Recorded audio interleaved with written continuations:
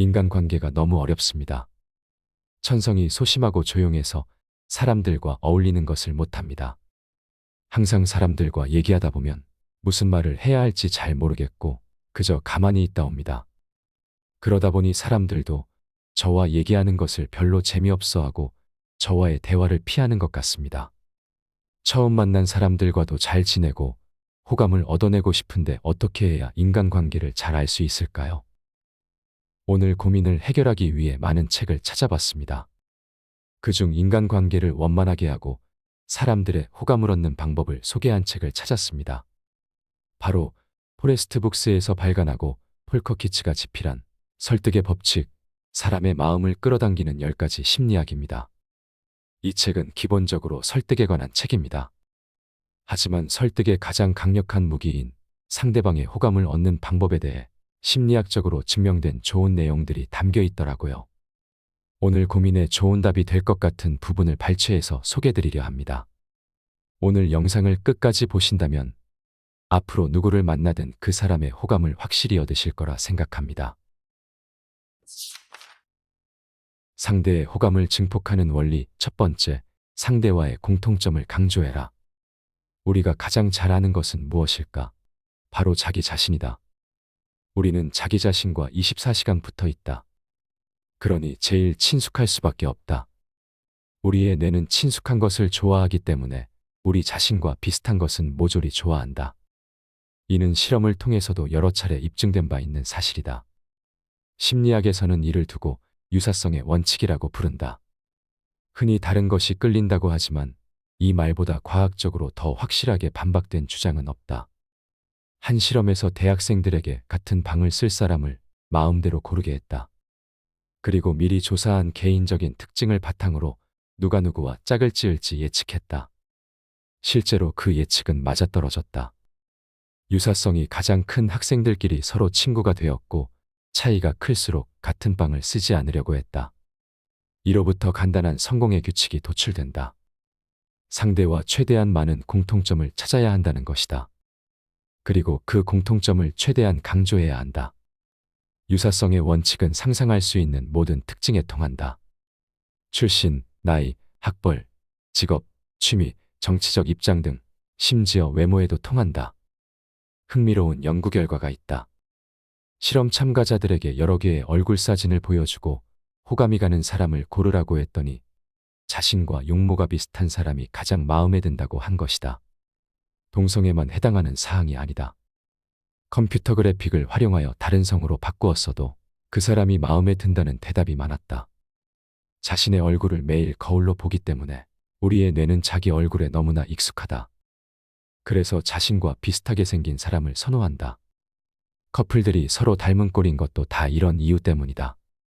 직장 상사가 자신의 복제인간 같은 부하 직원을 후계자로 삼고 싶어하는 이유도 마찬가지다.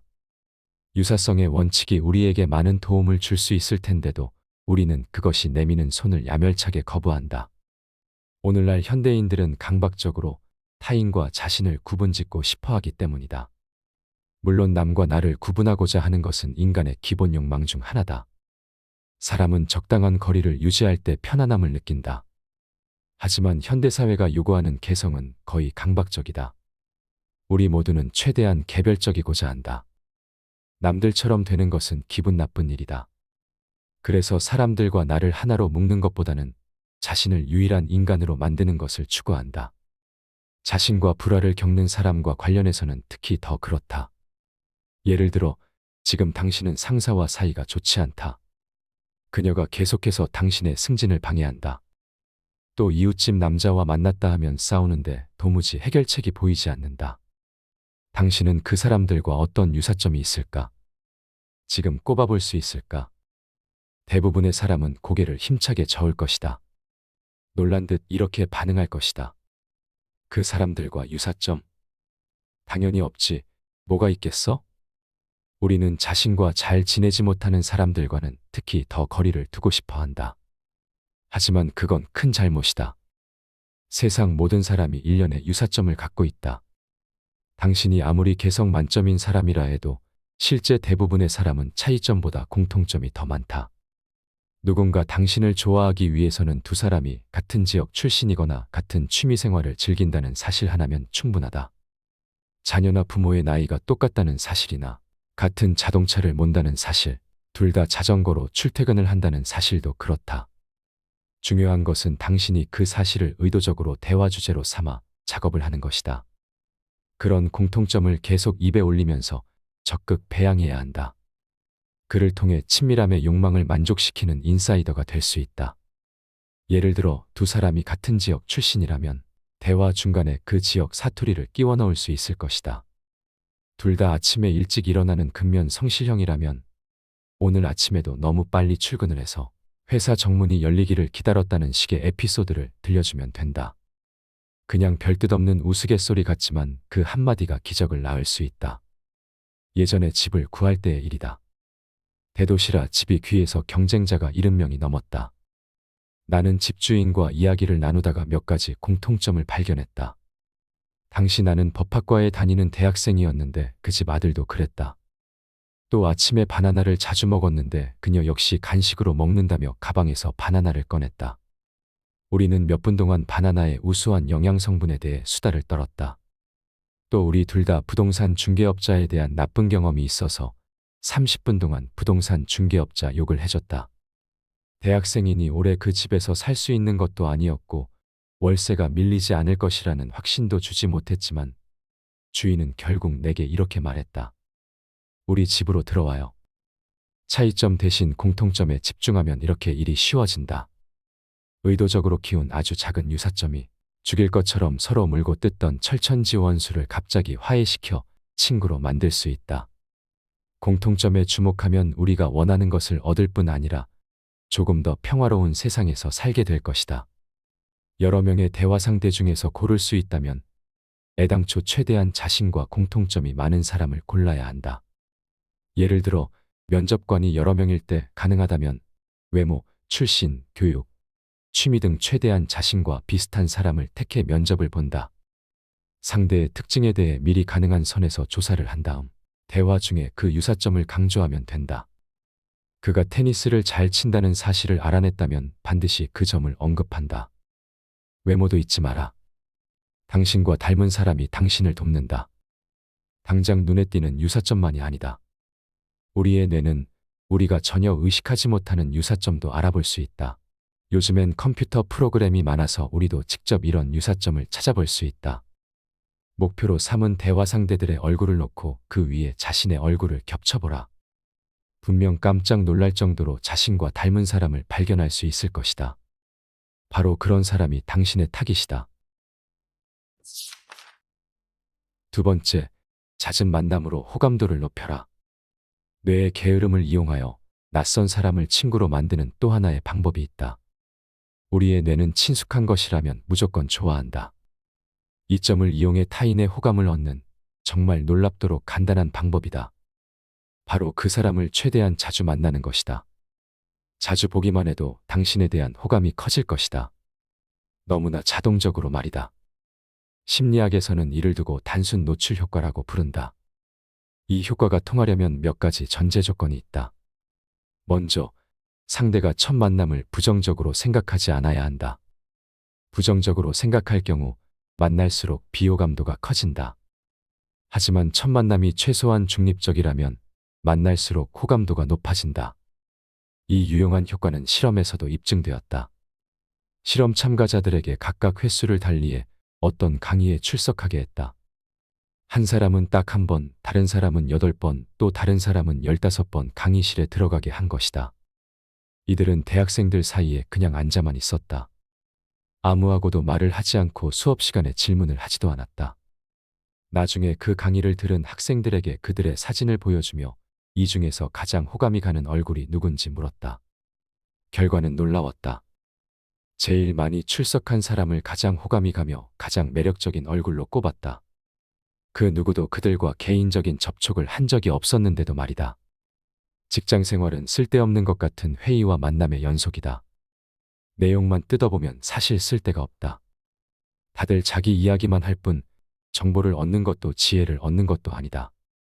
다들 제자리를 향해 흩어지면서 투덜거린다. 이 무슨 시간 낭비야. 하지만 단순 노출 효과를 아는 사람이라면 모든 만남이 유익하다는 사실도 알 것이다. 날로 친밀도를 높여가다 보면 언젠가 결정적인 순간에 그 아무짝에도 쓸모없다고 생각했던 만남의 시간이 톡톡히 제값을 할 것이다. 당신을 위해 무언가 해줄 수 있는 사람일수록 개인적인 만남을 자주 가져라. 상사가 나하고 점심 같이 먹을 사람 하고 물어보면 모니터 뒤로 몸을 숨기며 선약이 있어서 하고 웅얼거릴 것이 아니라 번쩍 손을 들라. 상사가 저 멀리서 보이기만 해도 돌아갈 것이 아니라 당당히 상사를 향해 걸어가 정중하게 인사를 하는 것이 좋다. 쓸데없는 회의라도 솔선수범하여 참여하도록 한다. 누군가에게 용건을 말할 때도 전화만 하고 말 것이 아니라 아주 잠깐이라도 얼굴을 보고 이야기를 나누어라. 전화로 하면 5분이면 되지만 만나러 가면 하루가 다 가버린다고? 그래도 가라. 가서 얼굴을 보고 이야기하라. 중요한 인물, 중요한 자리에 오를 가능성이 있는 인물에게는 무조건 자꾸 얼굴을 비춰야 한다. 단순 노출 효과는 당신이 그 사람을 계획적으로 만났는지 우연히 만났는지와 전혀 관련이 없다. 중요한 것은 당신이 스스로를 노출시켰다는 사실이다. 타깃으로 삼은 인물이 지금 당신을 알지 못해도 상관없다. 또 당신의 노출 노력을 그가 의식하지 못해도 괜찮다. 앞에 실험 결과를 보면 확실히 알 수 있듯이 당신은 누군가를 알기 전부터 그들의 호감을 얻을 수 있다. 승진이 걸렸을 때 당신 상사의 상사는 반드시 당신에게 유리한 말을 할 것이다. 당신이 시도 때도 없이 엘리베이터에서 복도에서 그와 마주치며 인사를 했다면 말이다. 당신이 그 상사를 공식적으로 알기 전부터 이미 그의 호감을 살 수 있다. 세 번째, 상대를 먼저 좋아해라. 시간이 별로 없을 때 빠르게 상대의 마음을 사로잡을 수 있는 세 번째 방법을 소개한다. 페이스북 계정이 있는 사람이면 이런 재미난 현상을 경험한 적이 있을 것이다. 당신이 어떤 사람의 계정에 들어가 좋아요를 자주 누를수록 당신도 좋아요를 더 많이 받는 현상 말이다. 물론 다른 사람의 글에 칭찬 댓글을 많이 달수록 당신의 글에 달리는 칭찬 댓글도 많아진다. 심리학에서는 이를 두고 상호적 애착이라고 부른다. 전문적인 느낌이 나는 용어지만 알고 보면 의미는 간단하다. 우리 모두는 타인의 사랑과 인정을 갈망한다.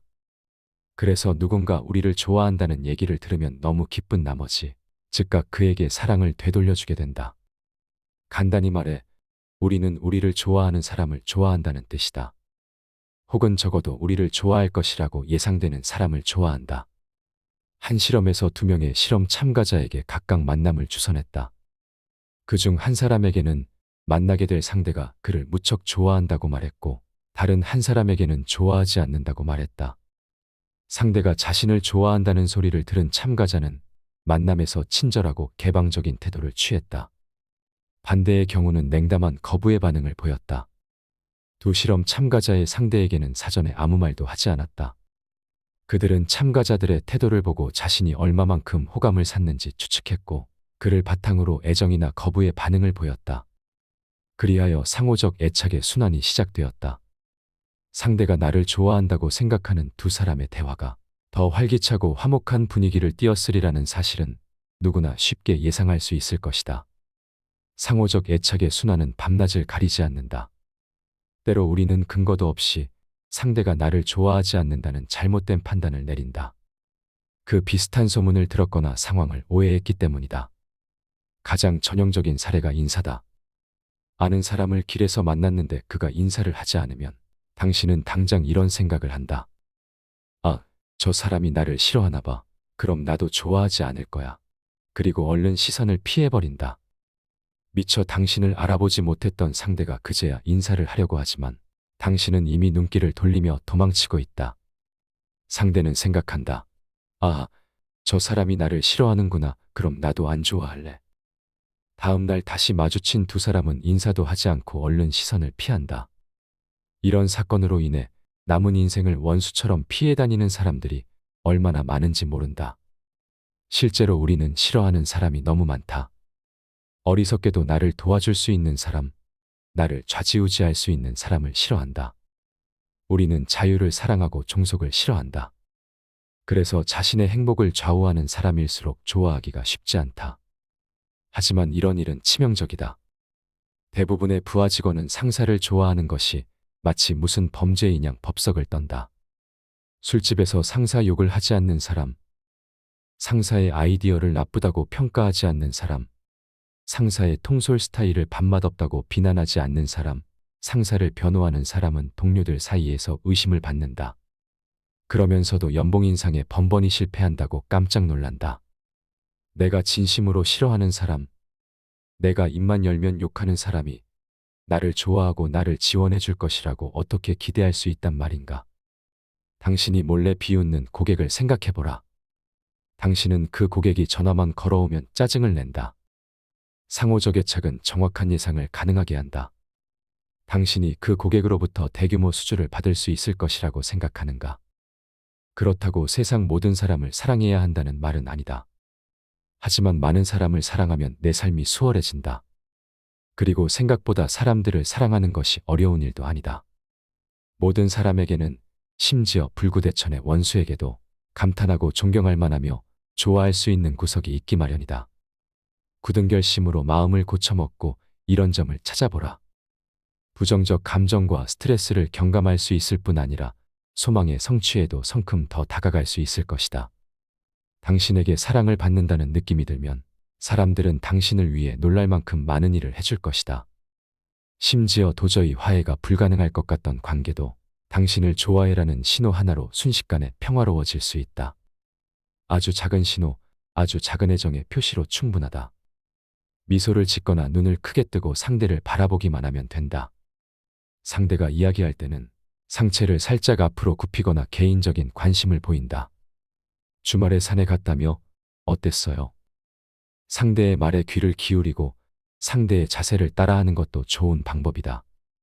소문을 활용해도 좋다. 상대와 나를 다 아는 사람에게 이렇게 말하는 것이다. 나는 그 사람이 좋아. 이 방법으로 사이가 안 좋은 두 사람을 화해시킬 수도 있다. 두 친구가 서로 안 보고 지낸다면 각각에게 이렇게 말해보라. 그 애가 사실은 너를 무지 좋아한단다. 나한테 슬쩍 고백하는 거 있지? 그러고 나서 어떻게 되는지 지켜보면 무척 재미있을 것이다. 상호적 애착은 서로 닮지 않은 사람, 강한 거부감을 느낄 만한 사람 사이에서도 통한다. 그러니까 상호적 애착이 유사성의 원칙을 능가하는 셈이다. 그 정도로 사랑받고자 하는 인간의 욕망은 강하다. 누군가 나를 좋아한다는 사실을 알면 다른 모든 원칙을 다 내팽개칠 정도로. 이렇게 잘 통하는 원칙에도 예외는 있다. 상호적 애착도 자존감이 약한 사람에게는 통하지 않는다. 그런 사람은 자아상이 부정적이기 때문에 그런 자아상을 입증하는 사람을 더 좋아한다. 즉, 자신을 칭찬하고 좋아하는 사람보다 비판하는 사람을 더 신뢰하는 것이다. 그러므로 상대가 자존감이 떨어지는 사람이거든 전략을 바꾸어야 한다. 한때 저도 인간관계에 대해 깊은 고민을 한 적이 있습니다. 원체 말주변도 없고 재미없는 사람이라 인기와는 거리가 멀었었거든요. 그래서 오늘 고민이 더 마음에 와닿았던 것 같습니다. 노노나 맹자, 도덕경 등 유서 깊은 고전에서 빠지지 않는 것이 바로 인간관계에 대한 조언입니다. 역사상 수많은 현자는 항상 다른 사람과 어떻게 지내면 좋을지를 고민하고 가르쳤죠. 이처럼 인류는 어느 시대이든 간에 항상 인간관계에 대해 고민했습니다. 그래도 우리에게 다행인 점은 그런 오랜 고민을 통해 나온 답들이 모두 책으로 기록되었다는 것입니다. 그렇기에 우리는 그 책들의 내용을 학습한 뒤 바로 실행만 하면 되는 것이죠. 혹시 인간관계에 대해 고민하시는 분들이 있으시다면 오늘 이 영상을 여러 번 시청하셔서 꼭 고민이 해결되시기를 바랍니다. 여러분의 고민에 대한 답을 책에서 찾아 알려드리는 북큐레이터 책사람이었습니다.